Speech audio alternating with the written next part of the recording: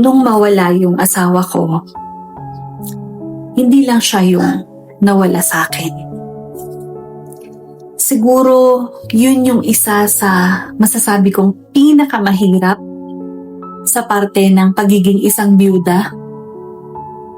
Kasi, kasabay nilang nawawala yung lahat ng plano nyo together na linulook up nyo na magkasama.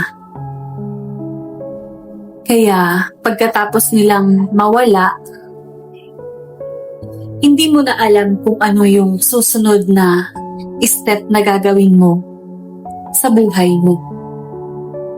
Kasi sila yung kasama mo sa lahat ng version ng future na pinana nyo. Nawala yung mga magiging anak sana namin na kahit wala pa sila dito sa mundo, napag-uusapan na namin kung ano yung mga magiging pangalan nila. Nawala yung pagkakataon na makita ko siyang tumanda kasama ko. Magsi-senior citizen na sana kami. Yung may mga uban na sa buhok, may mga wrinkles na, pero siya pa rin yung pipiliin ko at uuwian ko habang buhay. Nawala rin yung mga negosyo sana na excited pa sana kaming simulan together sa future. Yung dream home namin na bubuuin sana namin.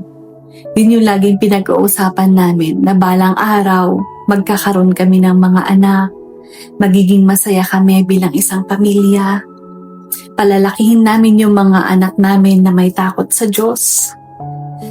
Magiging masaya kami. Pero yun yung hindi na matutupad kasi hindi na siya matutupad sa paraan na plinano naming dalawa. At higit sa lahat, nawala yung mga dekadang memories sana na pagsasamahan pa namin together. Ngayon, hindi na namin talaga magagawa.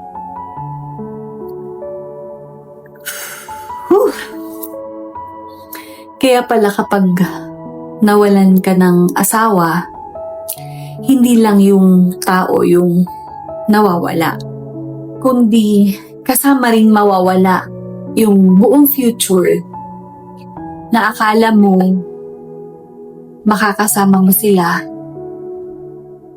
sa habang buhay.